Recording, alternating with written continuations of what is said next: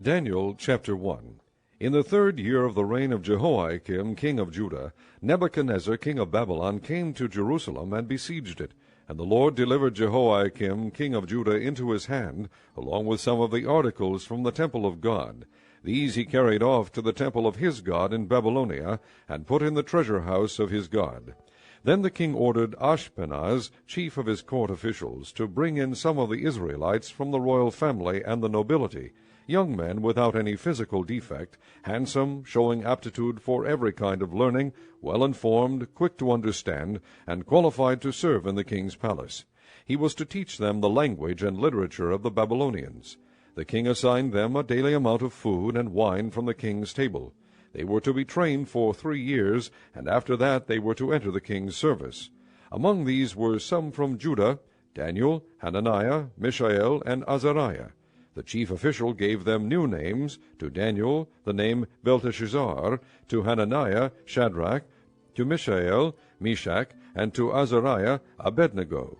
But Daniel resolved not to defile himself with the royal food and wine, and he asked the chief official for permission not to defile himself this way. Now God had caused the official to show favor and sympathy to Daniel, but the official told Daniel, "I am afraid of my lord the king, who has assigned your food and drink. Why should he see you looking worse than the other young men your age?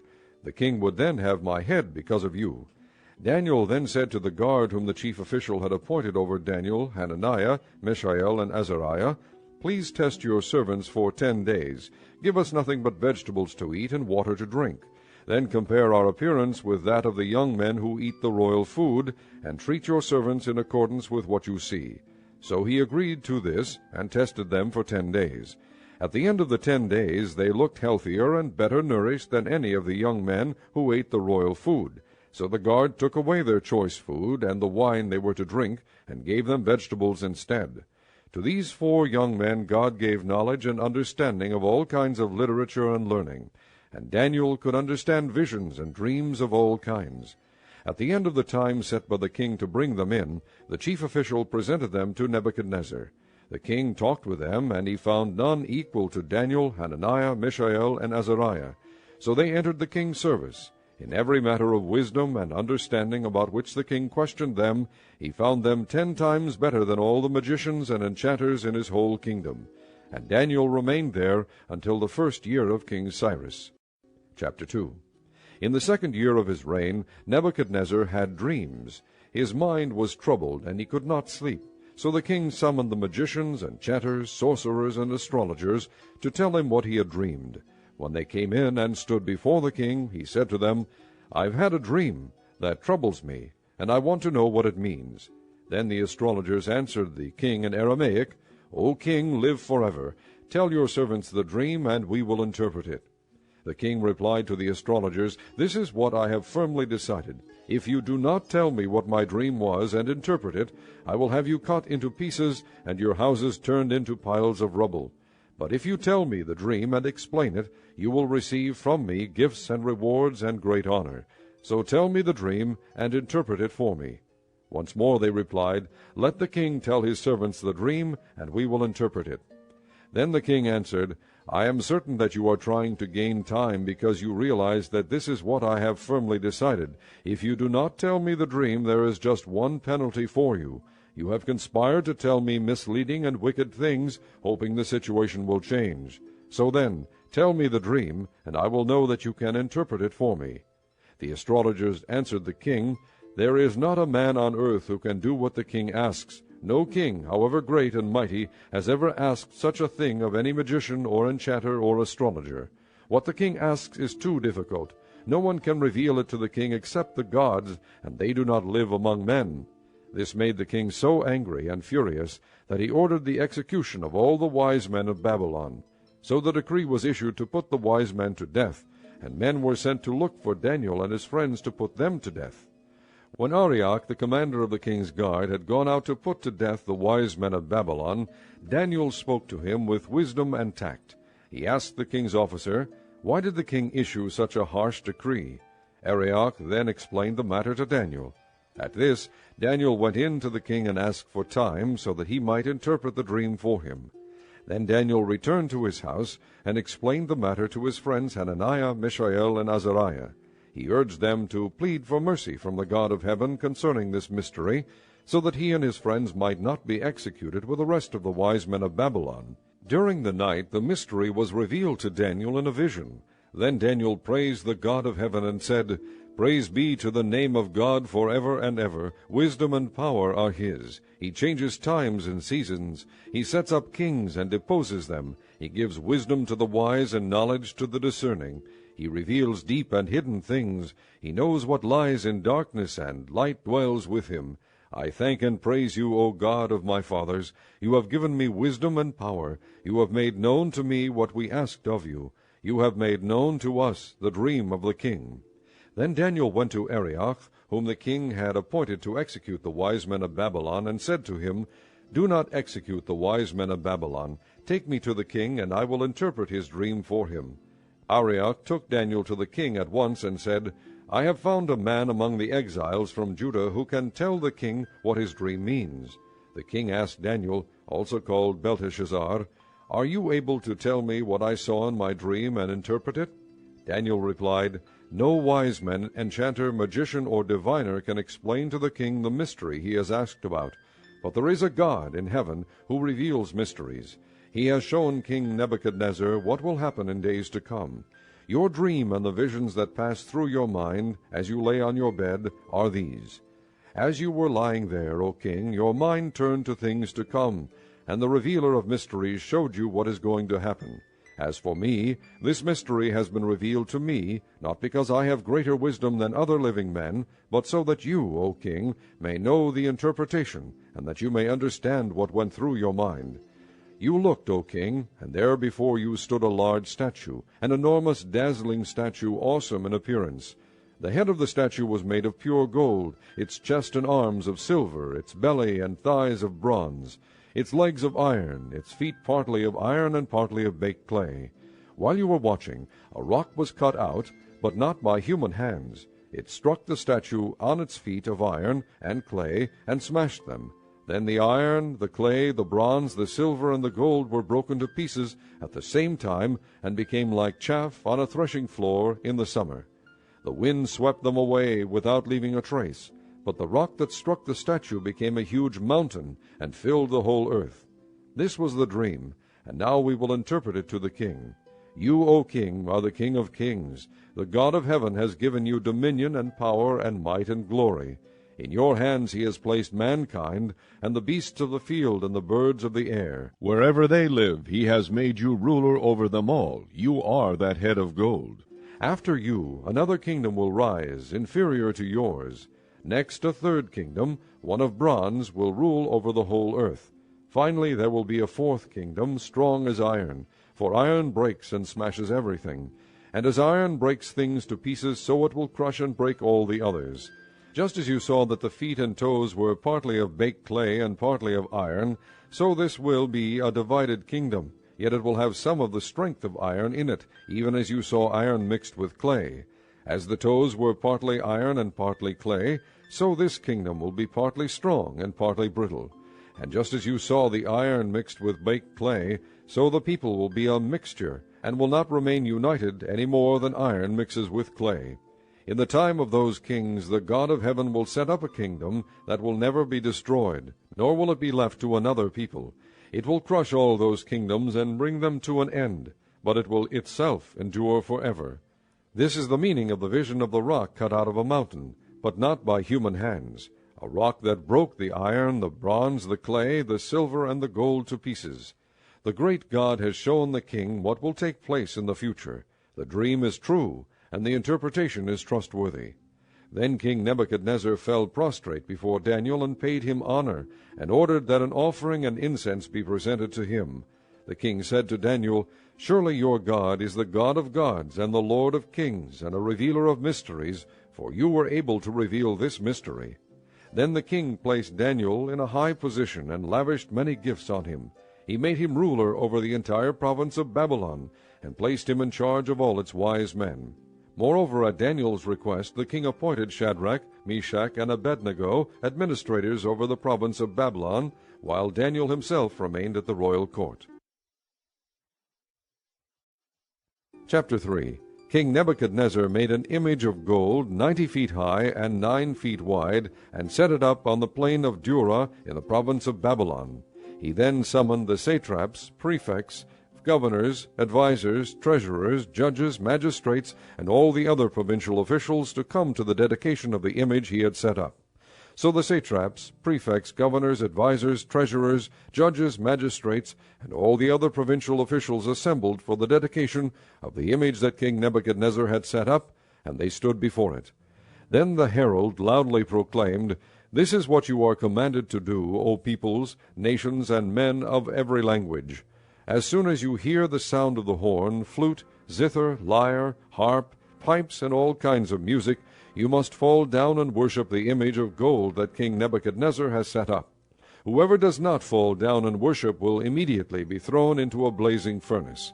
Therefore, as soon as they heard the sound of the horn, flute, zither, lyre, harp, and all kinds of music, all the peoples, nations, and men of every language fell down and worshipped the image of gold that King Nebuchadnezzar had set up.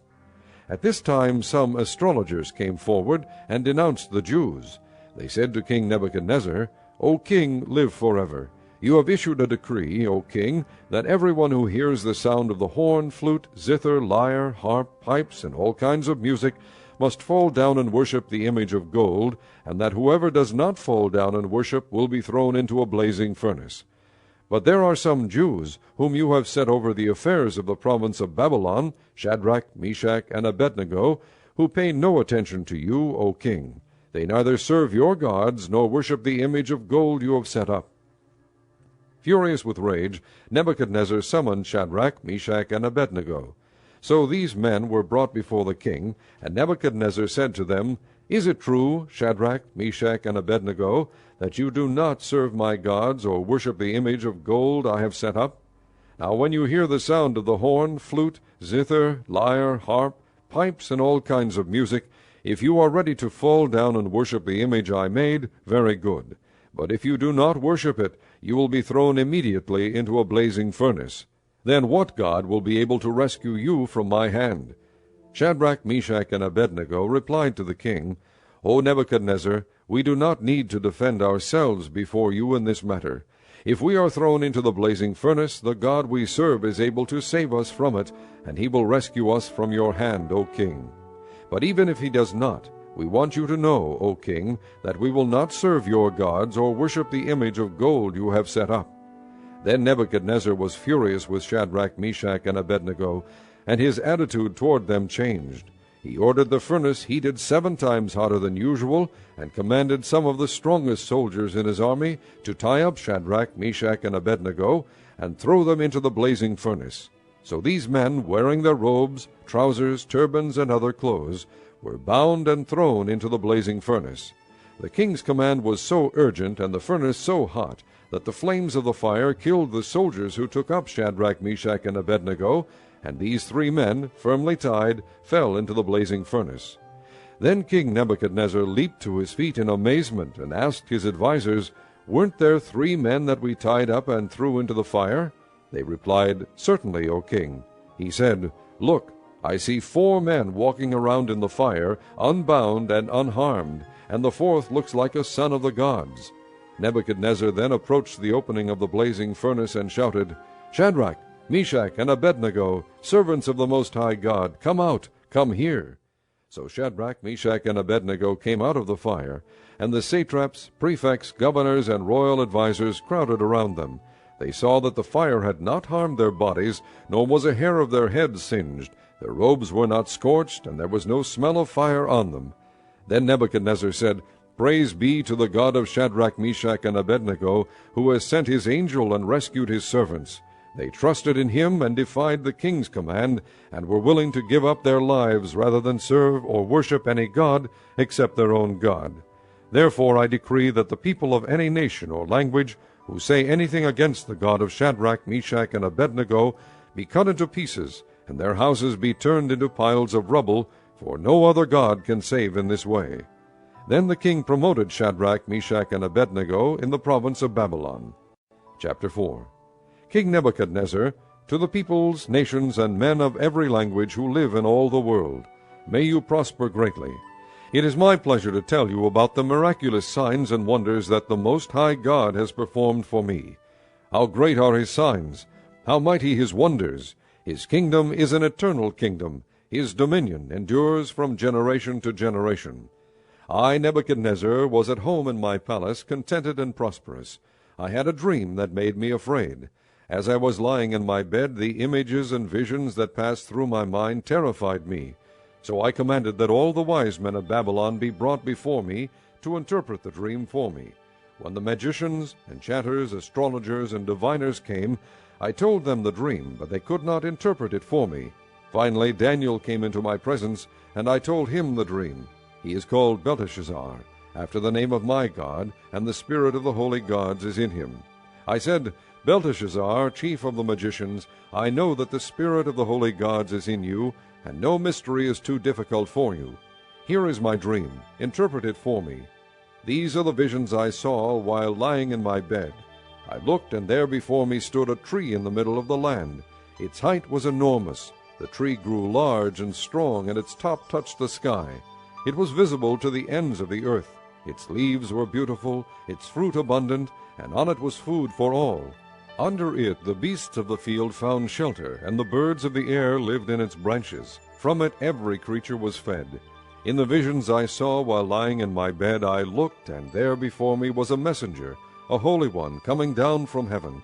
He called in a loud voice, Cut down the tree and trim off its branches. Strip off its leaves and scatter its fruit. Let the animals flee from under it, and the birds from its branches. But let the stump and its roots, bound with iron and bronze, remain in the ground, in the grass of the field. Let him be drenched with the dew of heaven, and let him live with the animals among the plants of the earth. Let his mind be changed from that of a man, and let him be given the mind of an animal, till 7 times pass by for him. The decision is announced by messengers, the holy ones declare the verdict, so that the living may know that the Most High is sovereign over the kingdoms of men, and gives them to anyone he wishes, and sets over them the lowliest of men. This is the dream that I, King Nebuchadnezzar, had.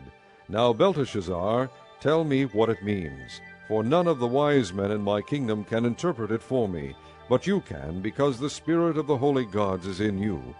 Then Daniel, also called Belteshazzar, was greatly perplexed for a time, and his thoughts terrified him. So the king said, Belteshazzar, do not let the dream or its meaning alarm you. Belteshazzar answered, My lord, if only the dream applied to your enemies and its meaning to your adversaries, the tree you saw, which grew large and strong, with its top touching the sky, visible to the whole earth, with beautiful leaves and abundant fruit, providing food for all, giving shelter to the beasts of the field, and having nesting places in its branches for the birds of the air, you, O king, are that tree. You have become great and strong. Your greatness has grown until it reaches the sky, and your dominion extends to distant parts of the earth. You, O king, saw a messenger, a holy one, coming down from heaven, and saying, Cut down the tree and destroy it, but leave the stump, bound with iron and bronze, in the grass of the field, while its roots remain in the ground. Let him be drenched with the dew of heaven. Let him live like the wild animals until 7 times pass by for him. This is the interpretation, O king, and this is the decree the Most High has issued against my lord the king.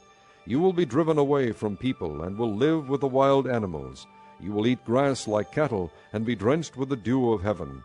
7 times will pass by for you until you acknowledge that the Most High is sovereign over the kingdoms of men, and gives them to anyone he wishes. The command to leave the stump of the tree with its roots means that your kingdom will be restored to you when you acknowledge that heaven rules. Therefore, O king, be pleased to accept my advice. Renounce your sins by doing what is right, and your wickedness by being kind to the oppressed. It may be that then your prosperity will continue. All this happened to King Nebuchadnezzar. 12 months later, as the king was walking on the roof of the royal palace of Babylon, he said, Is not this the great Babylon I have built as the royal residence, by my mighty power and for the glory of my majesty? The words were still on his lips when a voice came from heaven.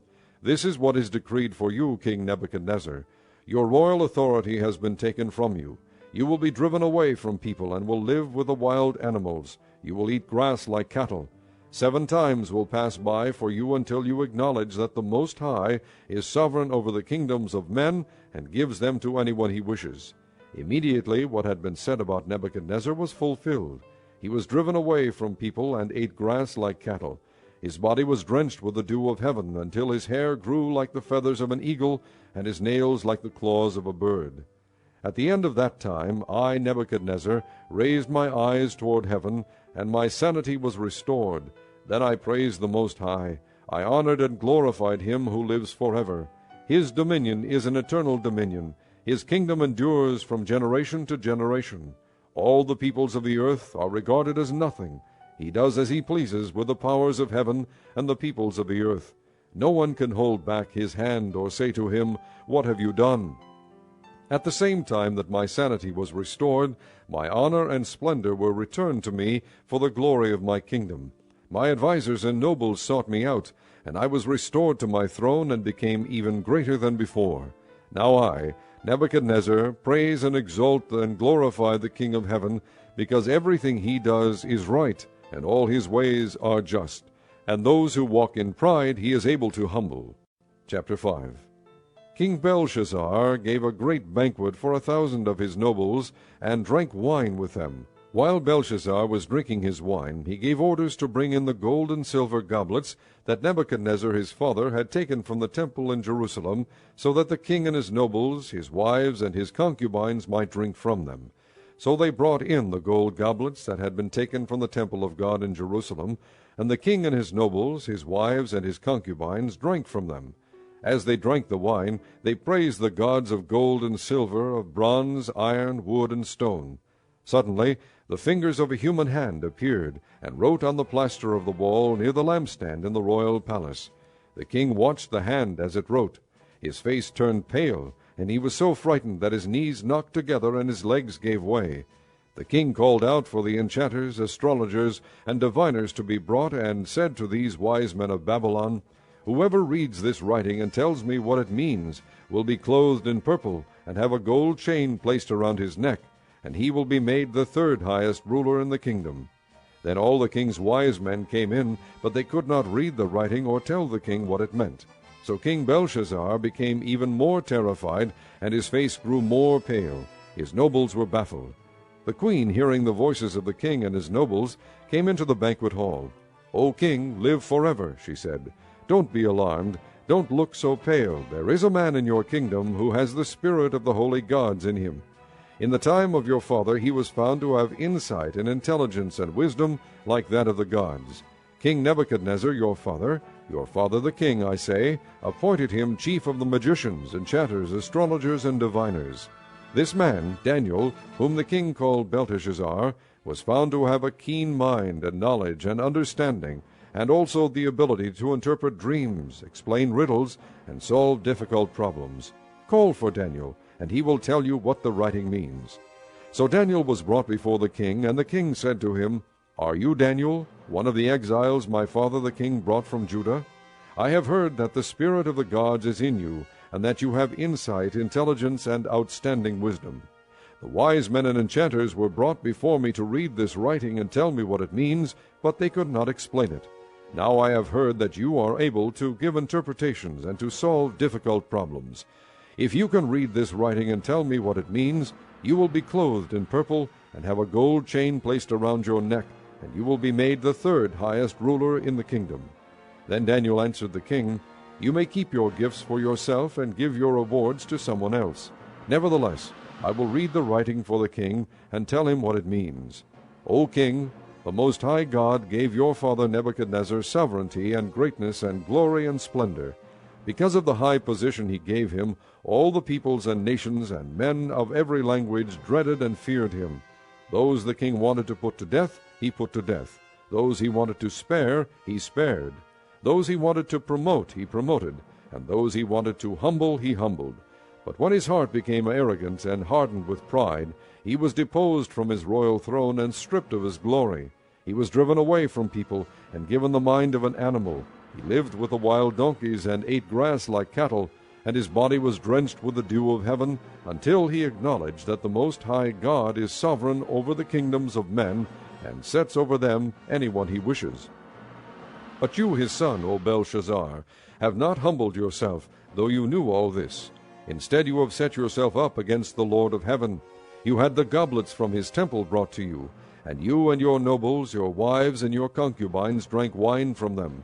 You praised the gods of silver and gold, of bronze, iron, wood, and stone, which cannot see or hear or understand. But you did not honor the God who holds in his hand your life and all your ways. Therefore he sent the hand that wrote the inscription. This is the inscription that was written, Mene, Mene, Tekel, Parsin. This is what these words mean. Mene, God has numbered the days of your reign and brought it to an end. Tekel, you have been weighed on the scales and found wanting.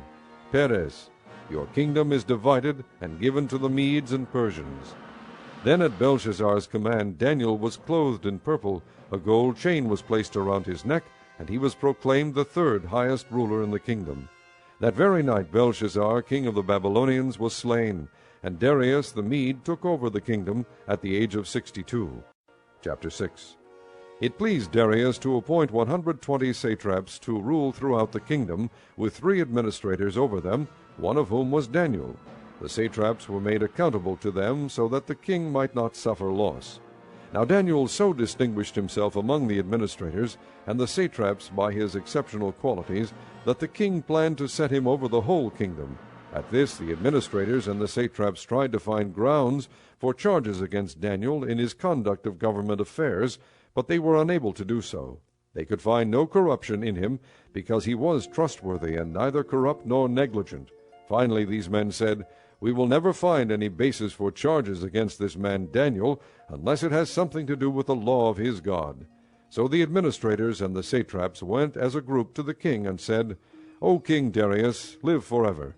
The royal administrators, prefects, satraps, advisers, and governors have all agreed that the king should issue an edict and enforce the decree that anyone who prays to any god or man during the next 30 days, except to you, O king, shall be thrown into the lion's den. Now, O king, issue the decree and put it in writing so that it cannot be altered, in accordance with the laws of the Medes and Persians, which cannot be repealed." So King Darius put the decree in writing. Now when Daniel learned that the decree had been published, he went home to his upstairs room where the windows opened toward Jerusalem.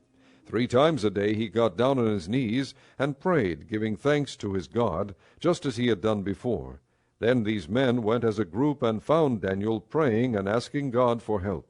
So they went to the king and spoke to him about his royal decree. "Did you not publish a decree that during the next 30 days anyone who prays to any god or man except to you, O king, would be thrown into the lion's den?" The king answered, "The decree stands in accordance with the laws of the Medes and Persians, which cannot be repealed." Then they said to the king, "Daniel, who is one of the exiles from Judah, pays no attention to you, O king, or to the decree you put in writing. He still prays 3 times a day." When the king heard this, he was greatly distressed. He was determined to rescue Daniel, and made every effort until sundown to save him. Then the men went as a group to the king and said to him, "Remember, O king, that according to the law of the Medes and Persians no decree or edict that the king issues can be changed." So the king gave the order, and they brought Daniel and threw him into the lion's den. The king said to Daniel, "May your God, whom you serve, continually rescue you." A stone was brought and placed over the mouth of the den, and the king sealed it with his own signet ring and with the rings of his nobles, so that Daniel's situation might not be changed. Then the king returned to his palace and spent the night without eating and without any entertainment being brought to him, and he could not sleep. At the first light of dawn the king got up and hurried to the lion's den. When he came near the den, he called to Daniel in an anguished voice, "Daniel, servant of the living God, has your God, whom you serve continually, been able to rescue you from the lions?" Daniel answered, "O king, live forever. My God sent his angel, and he shut the mouths of the lions. They have not hurt me, because I was found innocent in his sight, nor have I ever done any wrong before you, O king." The king was overjoyed and gave orders to lift Daniel out of the den. And when Daniel was lifted from the den, no wound was found on him, because he had trusted in his God. At the king's command, the men who had falsely accused Daniel were brought in and thrown into the lion's den, along with their wives and children. And before they reached the floor of the den, the lions overpowered them and crushed all their bones. Then King Darius wrote to all the peoples, nations, and men of every language throughout the land, "May you prosper greatly. I issue a decree that in every part of my kingdom people must fear and reverence the God of Daniel. For he is the living God, and he endures forever. His kingdom will not be destroyed. His dominion will never end. He rescues and he saves. He performs signs and wonders in the heavens and on the earth. He has rescued Daniel from the power of the lions." So Daniel prospered during the reign of Darius and the reign of Cyrus the Persian. Chapter 7. In the first year of Belshazzar, king of Babylon, Daniel had a dream, and visions passed through his mind as he was lying on his bed.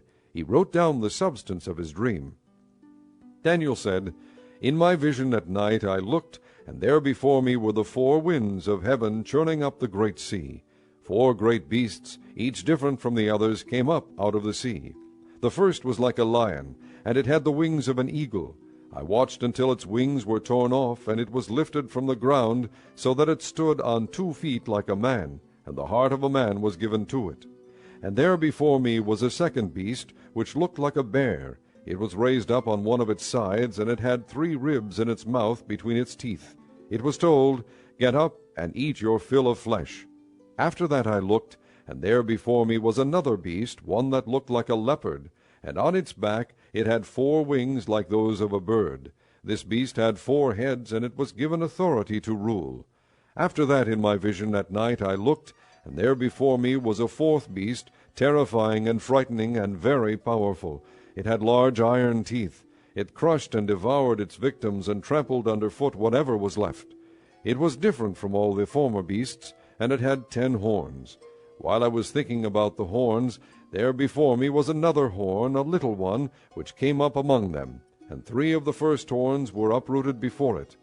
This horn had eyes like the eyes of a man, and a mouth that spoke boastfully. As I looked, thrones were set in place, and the Ancient of Days took his seat. His clothing was as white as snow, the hair of his head was white like wool. His throne was flaming with fire, and its wheels were all ablaze. A river of fire was flowing, coming out from before him. Thousands upon thousands attended him. 10,000 times 10,000 stood before him. The court was seated, and the books were opened. Then I continued to watch because of the boastful words the horn was speaking. I kept looking until the beast was slain, and its body destroyed and thrown into the blazing fire. The other beasts had been stripped of their authority, but were allowed to live for a period of time. In my vision at night I looked, and there before me was one like a son of man, coming with the clouds of heaven. He approached the Ancient of Days, and was led into his presence. He was given authority, glory, and sovereign power. All peoples, nations, and men of every language worshipped him. His dominion is an everlasting dominion that will not pass away, and his kingdom is one that will never be destroyed. I, Daniel, was troubled in spirit, and the visions that passed through my mind disturbed me. I approached one of those standing there and asked him the true meaning of all this. So he told me and gave me the interpretation of these things. The 4 great beasts are 4 kingdoms that will rise from the earth. But the saints of the Most High will receive the kingdom and will possess it forever. Yes, forever and ever. Then I wanted to know the true meaning of the 4th beast, which was different from all the others and most terrifying, with its iron teeth and bronze claws, the beast that crushed and devoured its victims and trampled underfoot whatever was left. I also wanted to know about the 10 horns on its head, and about the other horn that came up, before which 3 of them fell, the horn that looked more imposing than the others, and that had eyes and a mouth that spoke boastfully. As I watched, this horn was waging war against the saints and defeating them, until the Ancient of Days came and pronounced judgment in favor of the saints of the Most High, and the time came when they possessed the kingdom. He gave me this explanation. The 4th beast is a 4th kingdom that will appear on earth. It will be different from all the other kingdoms, and will devour the whole earth, trampling it down and crushing it. The 10 horns are 10 kings who will come from this kingdom. After them another king will arise, different from the earlier ones. He will subdue 3 kings. He will speak against the Most High, and oppress his saints, and try to change the set times and the laws. The saints will be handed over to him for a time, times and a half a time.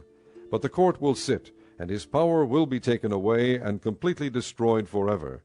Then the sovereignty, power, and greatness of the kingdoms under the whole heaven will be handed over to the saints, the people of the Most High. His kingdom will be an everlasting kingdom, and all rulers will worship and obey him. This is the end of the matter. I, Daniel, was deeply troubled by my thoughts, and my face turned pale, but I kept the matter to myself. Chapter 8. In the 3rd year of King Belshazzar's reign, I, Daniel, had a vision after the one that had already appeared to me. In my vision I saw myself in the citadel of Susa in the province of Elam. In the vision I was beside the Ulai canal. I looked up, and there before me was a ram with 2 horns, standing beside the canal, and the horns were long. One of the horns was longer than the other, but grew up later. I watched the ram as he charged toward the west and the north and the south. No animal could stand against him, and none could rescue from his power. He did as he pleased and became great. As I was thinking about this, suddenly a goat with a prominent horn between his eyes came from the west, crossing the whole earth without touching the ground. He came toward the 2-horned ram I had seen standing beside the canal, and charged at him in great rage. I saw him attack the ram furiously, striking the ram and shattering his 2 horns. The ram was powerless to stand against him. The goat knocked him to the ground and trampled on him, and none could rescue the ram from his power.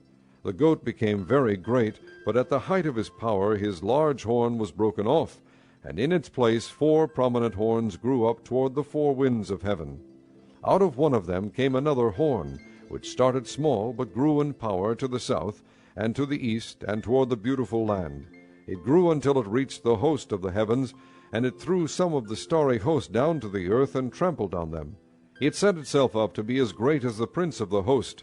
It took away the daily sacrifice from him, and the place of his sanctuary was brought low. Because of rebellion, the host of the saints and the daily sacrifice were given over to it. It prospered in everything it did, and truth was thrown to the ground. Then I heard a holy one speaking, and another holy one said to him, How long will it take for the vision to be fulfilled? The vision concerning the daily sacrifice, the rebellion that causes desolation, and the surrender of the sanctuary, and of the host that will be trampled under foot. He said to me, It will take 2,300 evenings and mornings. Then the sanctuary will be reconsecrated. While I, Daniel, was watching the vision and trying to understand it, there before me stood one who looked like a man. And I heard a man's voice from the Ulai calling, Gabriel, tell this man the meaning of the vision. As he came near the place where I was standing, I was terrified and fell prostrate. Son of man, he said to me, understand that the vision concerns the time of the end. While he was speaking to me, I was in a deep sleep, with my face to the ground. Then he touched me and raised me to my feet. He said, I am going to tell you what will happen later in the time of wrath, because the vision concerns the appointed time of the end. The 2-horned ram that you saw represents the kings of Media and Persia. The shaggy goat is the king of Greece, and the large horn between his eyes is the first king. The 4 horns that replace the one that was broken off represent 4 kingdoms that will emerge from his nation, but will not have the same power. In the latter part of their reign, when rebels have become completely wicked, a stern-faced king, a master of intrigue, will arise. He will become very strong, but not by his own power. He will cause astounding devastation, and will succeed in whatever he does. He will destroy the mighty men and the holy people. He will cause deceit to prosper, and he will consider himself superior. When they feel secure, he will destroy many, and take his stand against the Prince of Princes. Yet he will be destroyed, but not by human power. The vision of the evenings and mornings that has been given you is true, but seal up the vision, for it concerns the distant future. I, Daniel, was exhausted and lay ill for several days. Then I got up and went about the king's business. I was appalled by the vision. It was beyond understanding. Chapter 9. In the 1st year of Darius, son of Xerxes, a Mede by descent, who was made ruler over the Babylonian kingdom, in the 1st year of his reign, I, Daniel, understood from the Scriptures, according to the word of the Lord given to Jeremiah the prophet, that the desolation of Jerusalem would last 70 years. So I turned to the Lord God and pleaded with him in prayer and petition, in fasting and in sackcloth and ashes. I prayed to the Lord my God and confessed, O Lord, the great and awesome God, who keeps his covenant of love with all who love him and obey his commands, we have sinned and done wrong. We have been wicked and have rebelled. We have turned away from your commands and laws. We have not listened to your servants the prophets, who spoke in your name to our kings, our princes, and our fathers, and to all the people of the land. Lord, you are righteous, but this day we are covered with shame, the men of Judah and people of Jerusalem and all Israel, both near and far, in all the countries where you have scattered us because of our unfaithfulness to you. O Lord, we and our kings, our princes, and our fathers are covered with shame, because we have sinned against you. The Lord our God is merciful and forgiving, even though we have rebelled against him. We have not obeyed the Lord our God, or kept the laws he gave us through his servants the prophets. All Israel has transgressed your law, and turned away, refusing to obey you. Therefore the curses and sworn judgments written in the law of Moses, the servant of God, have been poured out on us, because we have sinned against you. You have fulfilled the word spoken against us and against our rulers, by bringing upon us great disaster. Under the whole heaven nothing has ever been done like what has been done to Jerusalem. Just as it is written in the law of Moses, all this disaster has come upon us, yet we have not sought the favor of the Lord our God by turning from our sins and giving attention to your truth. The Lord did not hesitate to bring the disaster upon us, for the Lord our God is righteous in everything he does, yet we have not obeyed him. Now, O Lord our God, who brought your people out of Egypt with a mighty hand, and who made for yourself a name that endures to this day, we have sinned, we have done wrong. O Lord, in keeping with all your righteous acts, turn away your anger and your wrath from Jerusalem, your city, your holy hill. Our sins and the iniquities of our fathers have made Jerusalem and your people an object of scorn to all those around us. Now, our God, hear the prayers and petitions of your servant. For your sake, O Lord, look with favor on your desolate sanctuary. Give ear, O God, and hear. Open your eyes and see the desolation of the city that bears your name. We do not make requests of you because we are righteous, but because of your great mercy, O Lord. Listen, O Lord, forgive, O Lord, hear and act. For your sake, O my God, do not delay, because your city and your people bear your name. While I was speaking and praying, confessing my sin and the sin of my people Israel, and making my request to the Lord my God for his holy hill, while I was still in prayer, Gabriel, the man I had seen in the earlier vision, came to me in swift flight about the time of the evening sacrifice. He instructed me and said to me, Daniel, I have now come to give you insight and understanding. As soon as you began to pray, an answer was given, which I have come to tell you, for you are highly esteemed. Therefore consider the message and understand the vision. 70 sevens are decreed for your people and your holy city, to finish transgression, to put an end to sin, to atone for wickedness, to bring in everlasting righteousness, to seal up vision and prophecy, and to anoint the most holy. Know and understand this, from the issuing of the decree to restore and rebuild Jerusalem, until the Anointed One, the ruler, comes, there will be 7 sevens and 62 sevens. It will be rebuilt with streets and a trench, but in times of trouble. After the 62 sevens, the Anointed One will be cut off, and will have nothing. The people of the ruler who will come will destroy the city and the sanctuary. The end will come like a flood. War will continue until the end, and desolations have been decreed. He will confirm a covenant with many for 1 7. In the middle of the 7, he will put an end to sacrifice and offering. And on a wing of the temple he will set up an abomination that causes desolation, until the end that is decreed is poured out on him. Chapter 10. In the 3rd year of Cyrus king of Persia, a revelation was given to Daniel, who was called Belteshazzar. Its message was true, and it concerned a great war. The understanding of the message came to him in a vision. At that time I, Daniel, mourned for 3 weeks. I ate no choice food, no meat or wine touched my lips, and I used no lotions at all until the 3 weeks were over. On the 24th day of the 1st month, as I was standing on the bank of the great river, the Tigris, I looked up, and there before me was a man dressed in linen, with a belt of the finest gold around his waist. His body was like chrysolite, his face like lightning, his eyes like flaming torches, his arms and legs like the gleam of burnished bronze, and his voice like the sound of a multitude. I, Daniel, was the only one who saw the vision. the men with me did not see it, but such terror overwhelmed them that they fled and hid themselves. So I was left alone, gazing at this great vision. I had no strength left. My face turned deathly pale, and I was helpless. Then I heard him speaking, and as I listened to him, I fell into a deep sleep, my face to the ground. A hand touched me and set me trembling on my hands and knees. He said, Daniel, you who are highly esteemed, consider carefully the words I am about to speak to you, and stand up, for I have now been sent to you. And when he said this to me, I stood up trembling. Then he continued, Do not be afraid, Daniel, since the first day that you set your mind to gain understanding, and to humble yourself before your God, your words were heard, and I have come in response to them. But the prince of the Persian kingdom resisted me 21 days. Then Michael, one of the chief princes, came to help me, because I was detained there with the king of Persia. Now I have come to explain to you what will happen to your people in the future, for the vision concerns a time yet to come. While he was saying this to me, I bowed with my face toward the ground and was speechless. Then one who looked like a man touched my lips, And I opened my mouth and began to speak. I said to the one standing before me, I am overcome with anguish because of the vision, my lord, and I am helpless. How can I, your servant, talk with you, my lord? My strength is gone, and I can hardly breathe. Again the one who looked like a man touched me and gave me strength. Do not be afraid, O man highly esteemed, he said. Peace, be strong now, be strong.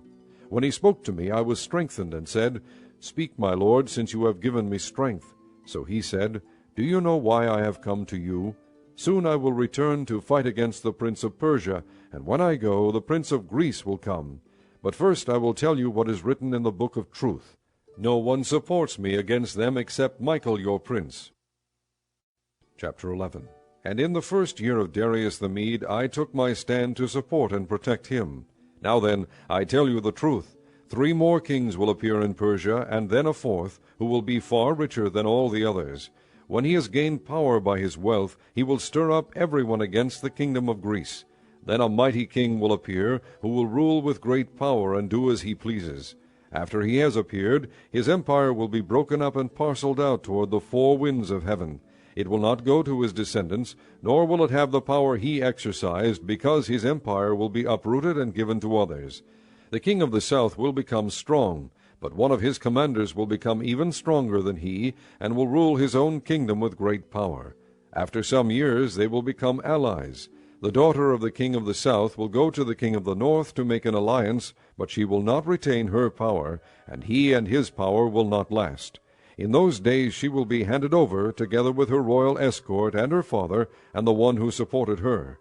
One from her family line will arise to take her place. He will attack the forces of the king of the north and enter his fortress. He will fight against them and be victorious. He will also seize their gods, their metal images, and their valuable articles of silver and gold, and carry them off to Egypt. For some years he will leave the king of the north alone. Then the king of the north will invade the realm of the king of the south, but will retreat to his own country. His sons will prepare for war and assemble a great army, which will sweep on like an irresistible flood and carry the battle as far as his fortress.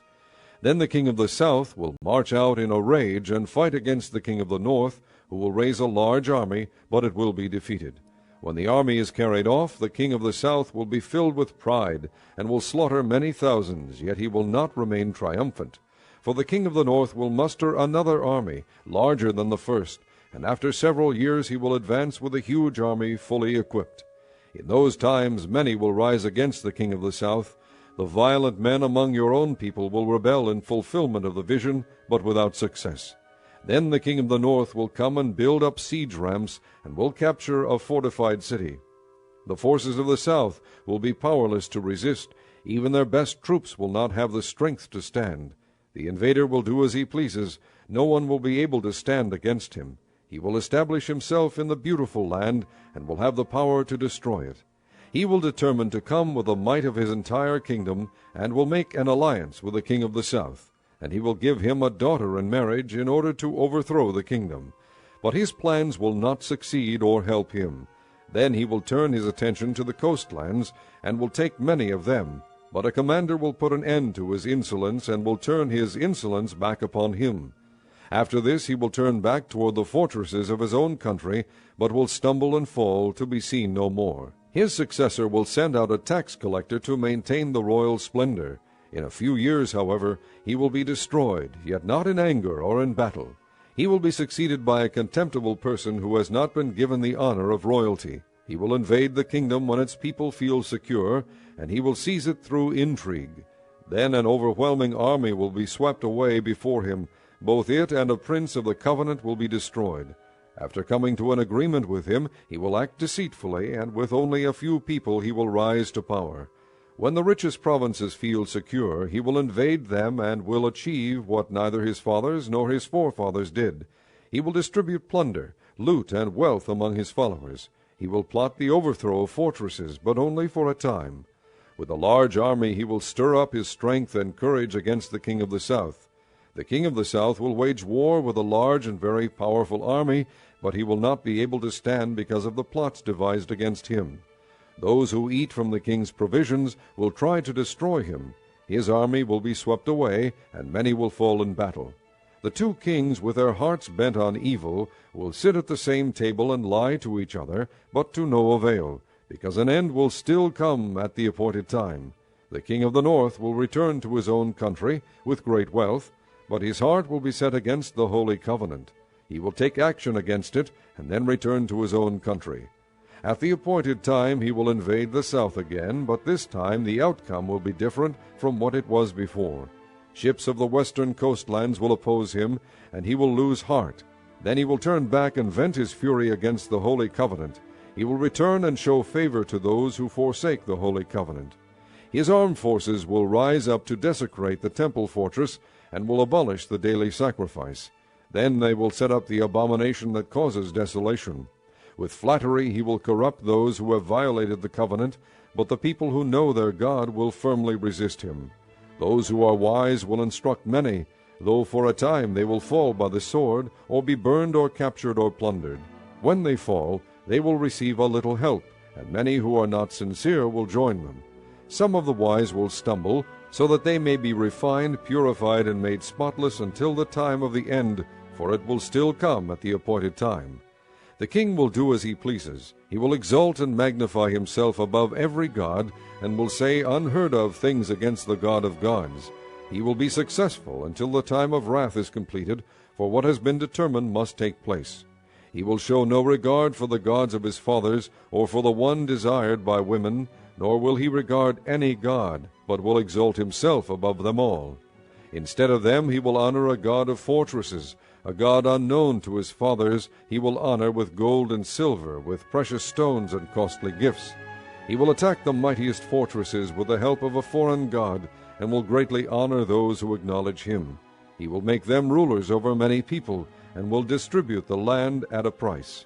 At the time of the end the king of the south will engage him in battle, and the king of the north will storm out against him with chariots and cavalry and a great fleet of ships. He will invade many countries and sweep through them like a flood. He will also invade the beautiful land. Many countries will fall, but Edom, Moab, and the leaders of Ammon will be delivered from his hand. He will extend his power over many countries. Egypt will not escape. He will gain control of the treasures of gold and silver, and all the riches of Egypt, with the Libyans and Nubians in submission. But reports from the east and the north will alarm him, and he will set out in a great rage to destroy and annihilate many. He will pitch his royal tents between the seas at the beautiful holy mountain. Yet he will come to his end, and no one will help him. Chapter 12. At that time Michael, the great prince who protects your people, will arise. There will be a time of distress such as has not happened from the beginning of nations until then. But at that time your people, everyone whose name is found written in the book, will be delivered. Multitudes who sleep in the dust of the earth will awake, some to everlasting life, others to shame and everlasting contempt. Those who are wise will shine like the brightness of the heavens, and those who lead many to righteousness like the stars forever and ever. But you, Daniel, close up and seal the words of the scroll until the time of the end. Many will go here and there to increase knowledge. Then I, Daniel, looked, And there before me stood 2 others, one on this bank of the river, and one on the opposite bank. One of them said to the man clothed in linen, who was above the waters of the river, How long will it be before these astonishing things are fulfilled? The man clothed in linen, who was above the waters of the river, lifted his right hand and his left hand toward heaven, and I heard him swear by him who lives forever, saying, It will be for a time, times and a half a time. When the power of the holy people has been finally broken, all these things will be completed. I heard, but I did not understand. So I asked, My Lord, what will the outcome of all this be? He replied, Go your way, Daniel, because the words are closed up and sealed until the time of the end. Many will be purified, made spotless, and refined, but the wicked will continue to be wicked. None of the wicked will understand, but those who are wise will understand. From the time that the daily sacrifice is abolished, and the abomination that causes desolation is set up, there will be 1290 days. Blessed is the one who waits for and reaches the end of the 1335 days. As for you, go your way till the end. You will rest, and then at the end of the days you will rise to receive your allotted inheritance.